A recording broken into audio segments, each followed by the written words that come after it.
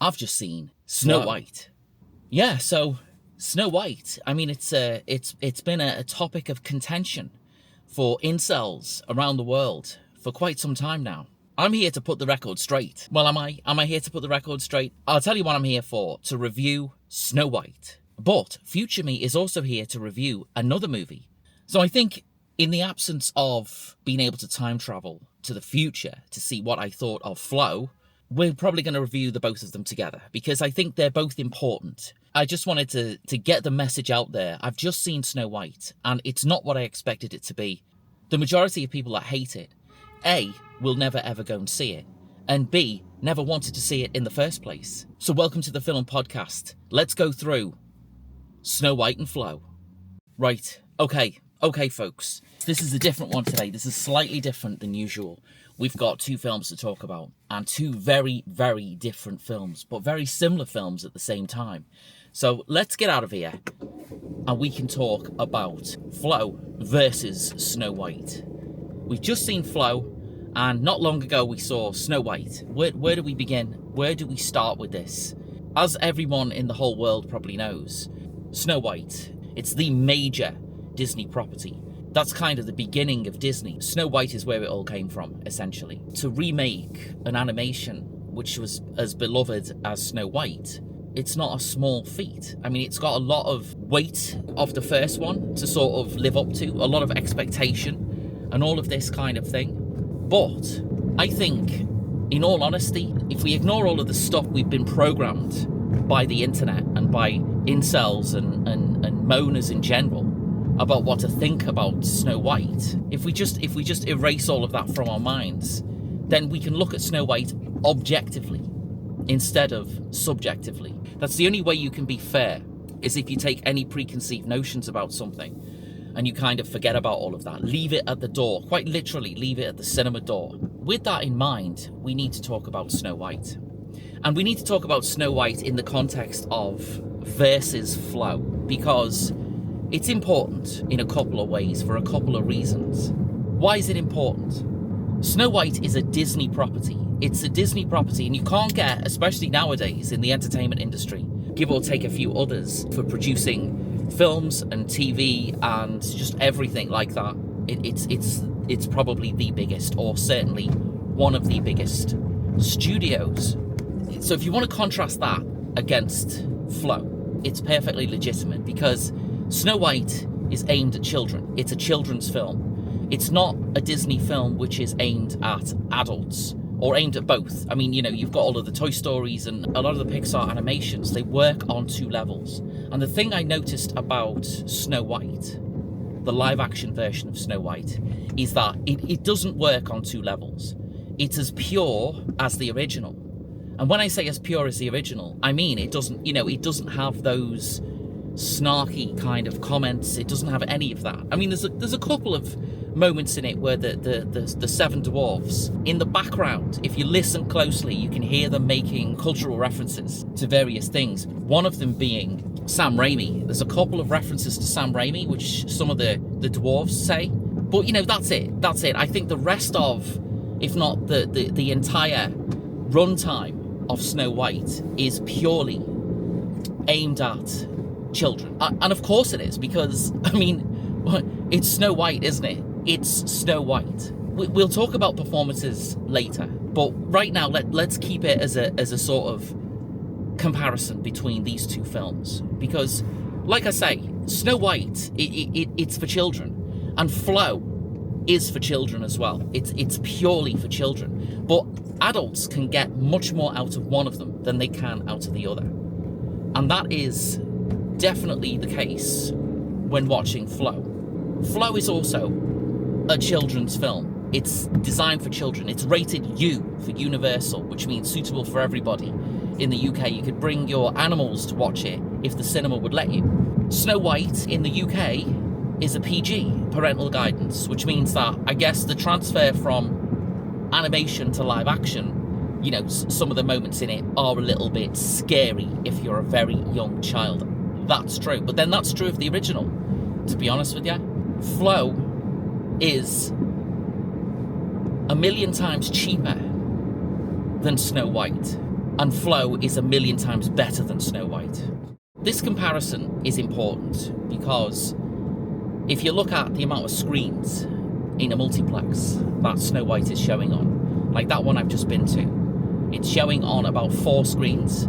So that's got, I think that one's got 17 screens, which is a lot, but it's showing on 4 or 5 screens actually. If you look at the times, you can see every 5 minutes there's a start time of Snow White. There's loads of stuff online about how it's done really poorly in the box office, and I don't know how that's the case, because when I saw it in that super luxury screen, and that was almost full. And you know, the whole area around the cinema was full of children with their parents and with their friends and blah, blah, blah, all going to see Snow White. I mean, they weren't all going to see Mickey 17, were they? Let's be honest. They weren't all going to see Robert Pattinson die loads of times. That's not what they're going to go and see. They've all gone to see Snow White. And I'm saying that because the upsetting thing about Flo is that in that same multiplex, Flo is only showing twice a day.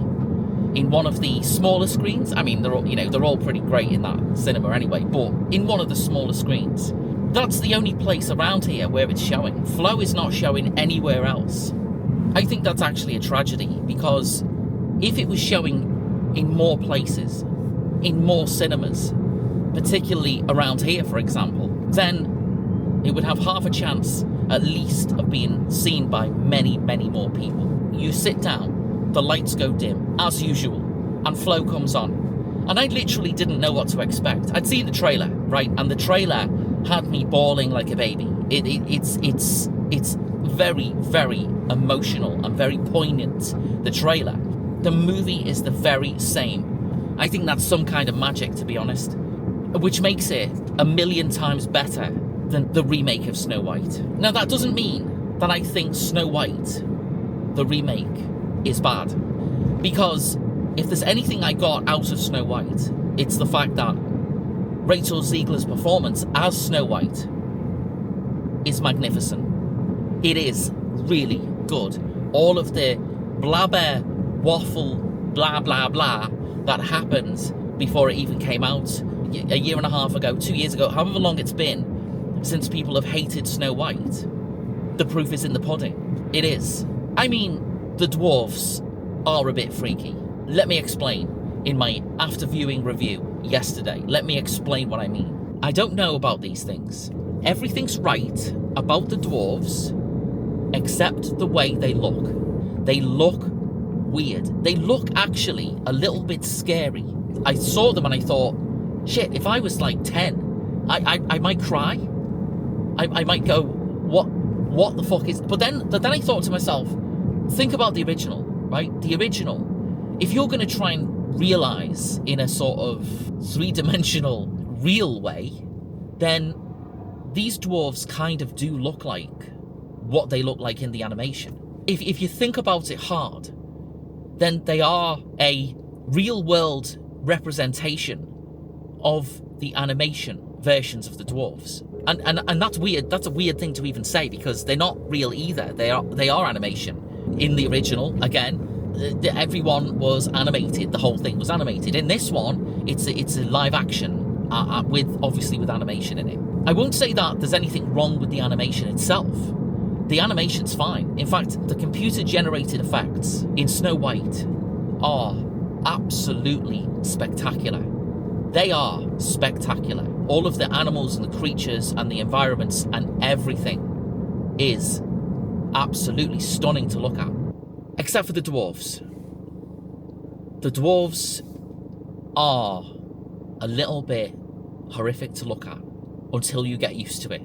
That's not because of the animation. There's nothing wrong with the animation. It's the way they've been, like, realized, I guess. The way they've been realized is, like, so close to the original animation. When you see them in the real world, they look a bit freaky. But, as with everything in movies, once you get to realize they're all decent characters and they're all well played and well written and they can sing well and all of that, and crucially, they're not annoying.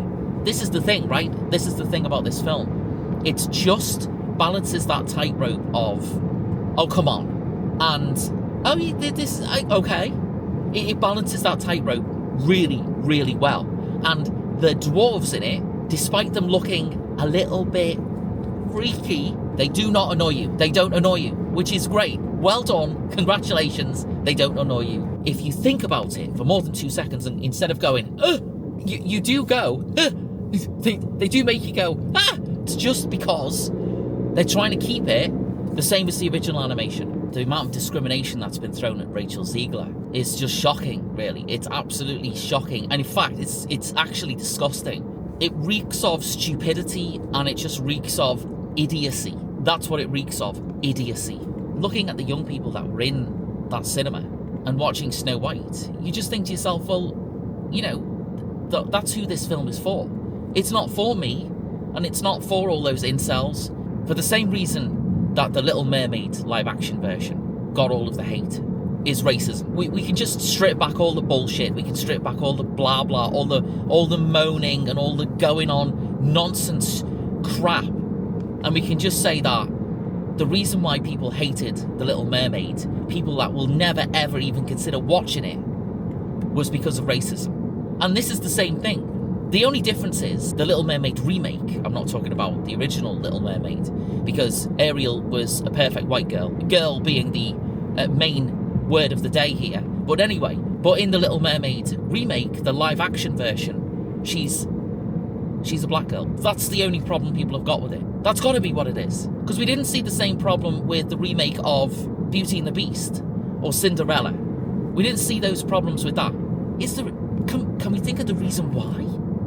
I think the same thing's happened here with Snow White. A lot of people who have not even any intention of going to watch it, or will go and watch it with the intention of hating it, are just going to do it because of Rachel Ziegler's colour. And maybe also because of some of the things she said.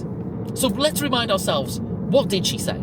It's no longer 1937, and we absolutely wrote a Snow White that is not going to be saved by the prince. She's not going to be saved by the prince, and she's not going to be dreaming about true love. She's dreaming about becoming the leader she knows she can be, and the leader that her late father told her that she could be if she was fearless, fair, brave, and true.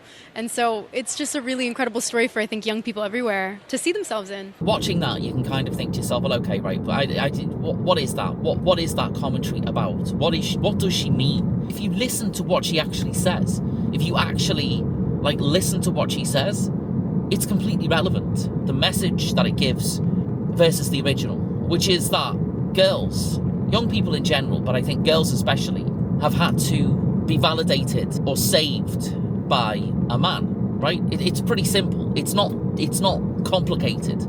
Men saved women. Men were the heroes. That's the way it was. But nowadays, it doesn't have to be that way. And I think a lot of the Disney content recently has been way overjudged. The True Love's kiss scene is there.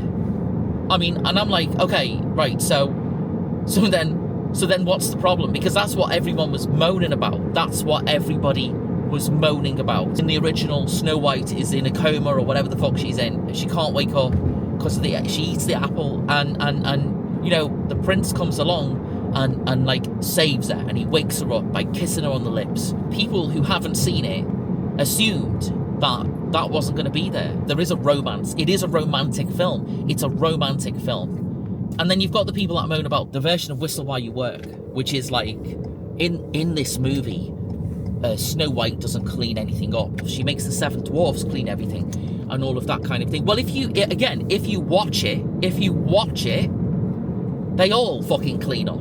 She doesn't make them clean up. She teaches them how to clean up because they're making a big mess everywhere. Blah, blah, blah. It's part of the story. That's what it's part of. There was a photograph. This photograph, in fact, was circling around the internet. And it was like, oh my God, they've made the dwarves people of colour. And they've made the dwarves women. And they've made the dwarves this, that, and the other. And is it? No, they haven't. No, they didn't. Are you going to watch it? Are you going to watch it? Are you going to watch it, or are you just going to read other people's comments? Because me, a grown man, went on my own and sat and watched it in the cinema where it's supposed to be seen and made my own judgment about it. Even though I'd been told for months how awful this is going to be and how terrible Rachel Ziegler is and how terrible the whole thing is and everyone that's made it and produced it and and directed it and blah, blah, blah. They're all horrible people. They're all woke. Woke is all people said. Let's talk about Rachel Ziegler's performance. So to be able to play Snow White, you're going to have to give it 100,000,000%. Not just for the reason of, the blah blah, but just because it's a really powerful role to play. It was a powerful role in the original, and it's a powerful role in this. She's playing that role perfectly. And she's doing it exactly as it should be done. She's a great singer. The songs are good. When she's in front of the camera and she's playing the role of Snow White, she does it really well. She just does it really well. Gal Gadot. I mean, Gal Gadot isn't the greatest actress on planet Earth, let's be honest. She plays the evil queen in this. She does an alright job. She's still got that Gal Gadot sort of a little bit wooden. A little bit wooden, if you want to call it that. But she looks great. I mean, she looks fantastic. And she does look scary as the evil queen. She does. That's exactly what the evil queen should be. Scary, right? They keep making these remakes because they're popular, because people pay to go and see them. That's why they keep making them. I, personally, don't want them to make them. I don't want them to make a remake of everything. I want to see new stuff. I want to talk about new stuff and see new stuff. But that doesn't happen, right? They don't do that because they found something that's popular and makes them money, and that's what they're just going to keep on doing. This review is a combination review of two things. One, Snow White, my instant reaction to it, and that's my instant reaction. I've done it. It's done. Instant reaction, Snow White, done. So let's see, what did I think of Flo? What did I think of Flo? So you're back with me after seeing Flo. I didn't know about Flo when I reviewed Snow White yesterday.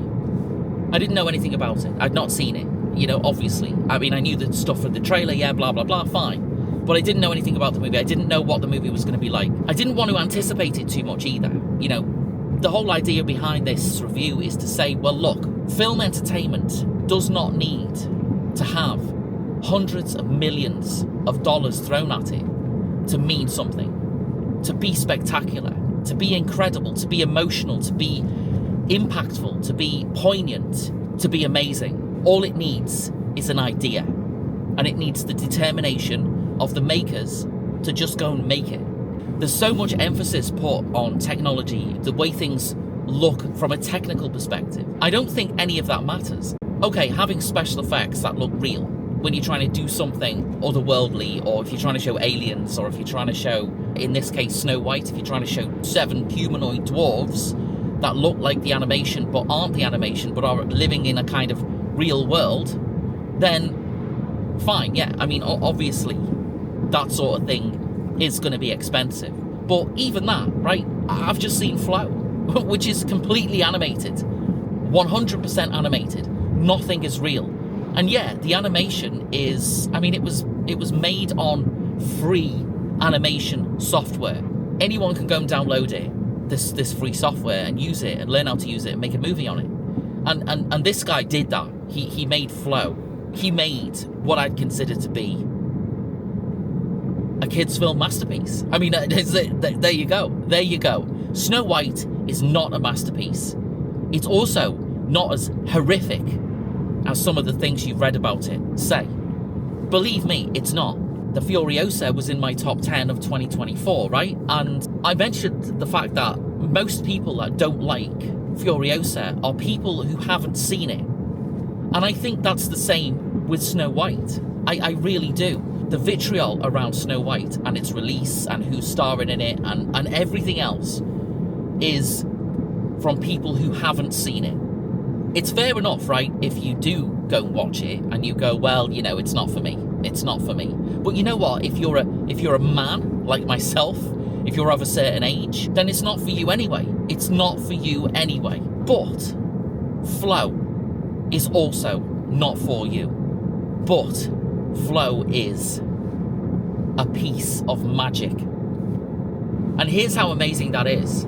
Because nobody says anything in it. There are no words. There's no script in Flo. No one says anything. There's no humans in it There is no humans in it. But you know what? The world that's shown to us in Flow is a lived-in world. It's a human world that no longer exists. Something happened, and nobody's there anymore. We don't know what happened. We don't know. And you know what? It doesn't matter. It plonks us right in the middle of, I suppose you can say, an apocalypse. I guess that's what you can say.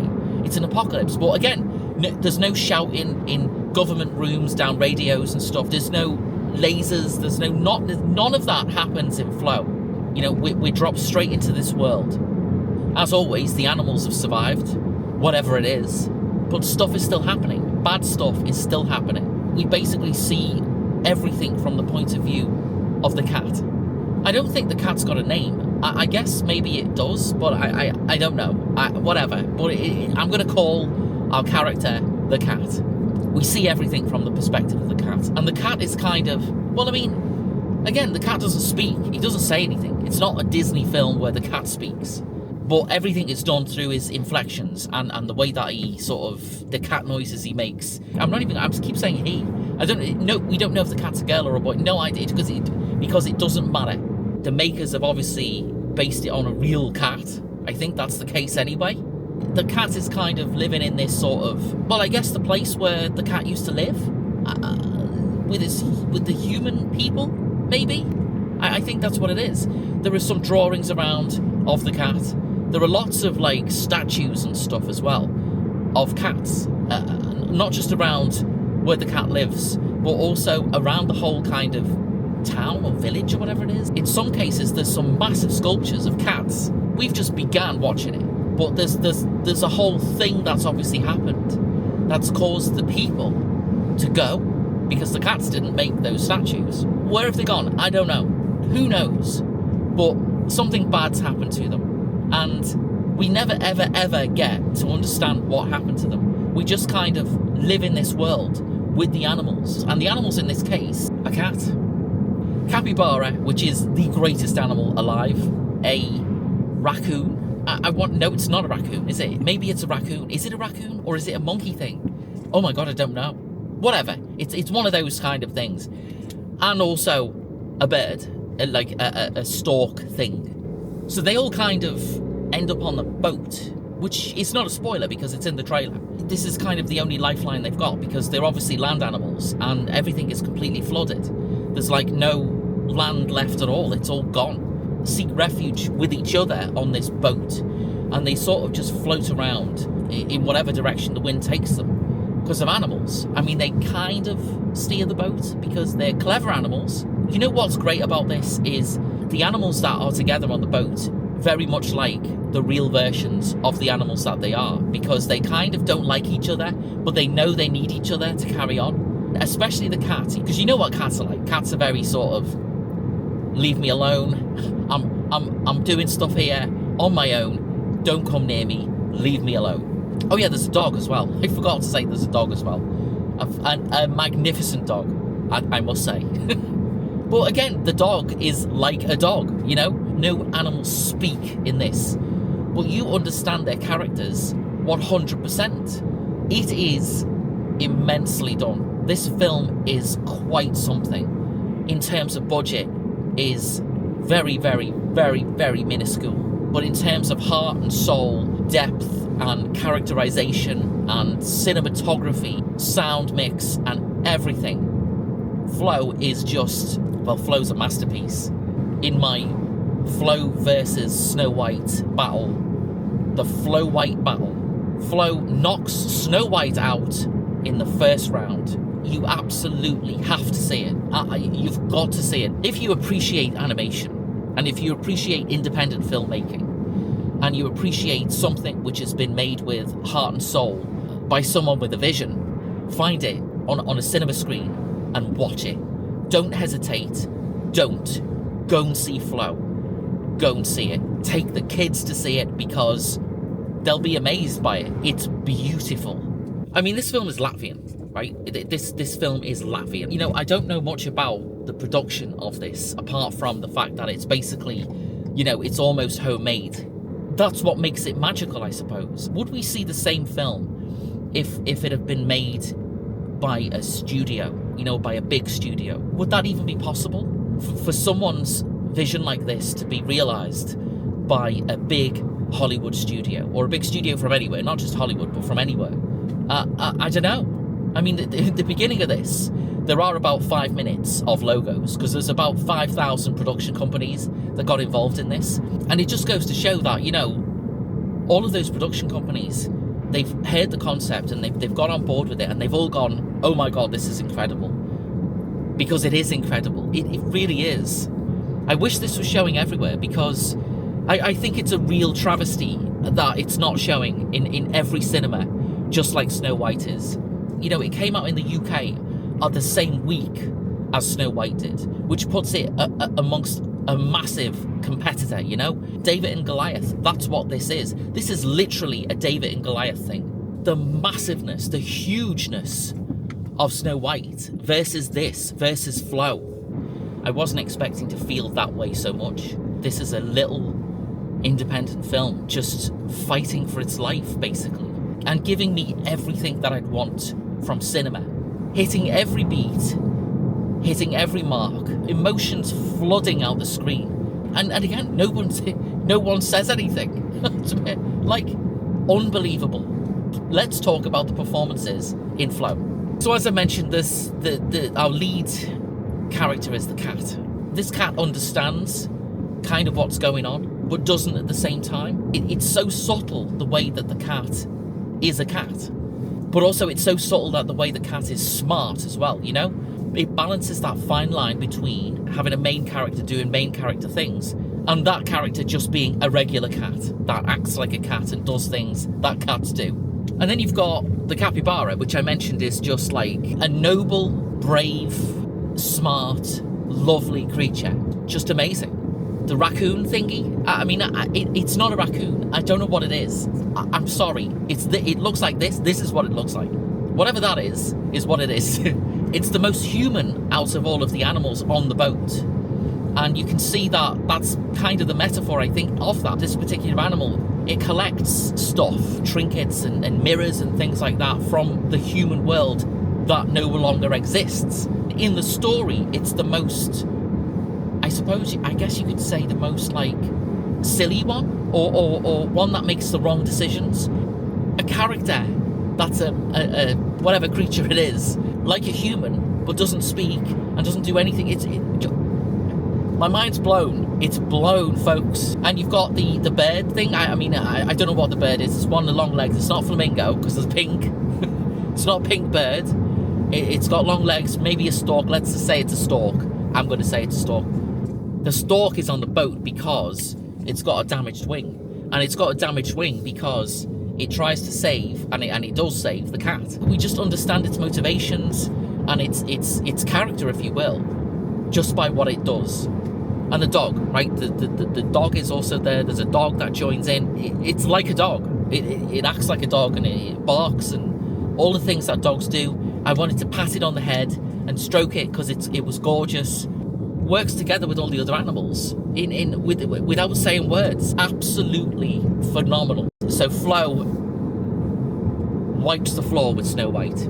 Flow is a modern masterpiece of cinema, and it is that because of the way that it handles its story, and the way that it handles its characters, and the way that it's filmed, and just everything from start to finish, basically.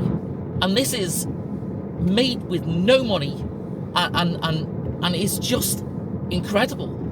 For me, it feels like more than just a story. It feels like a moment. It's so unconventional in the sense that, nothing is said.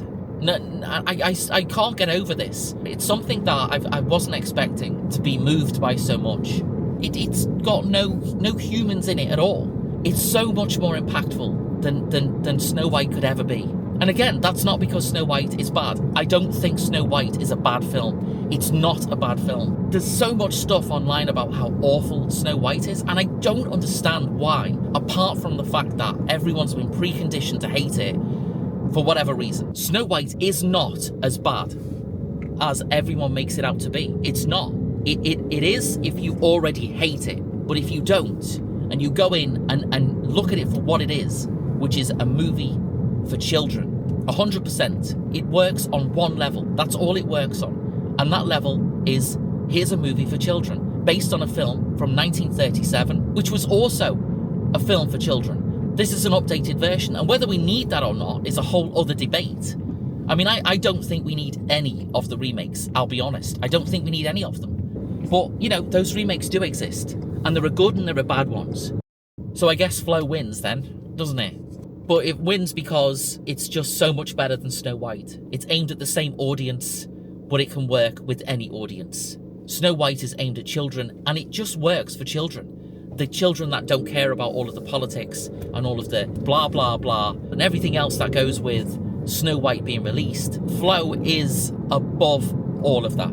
It's above it all.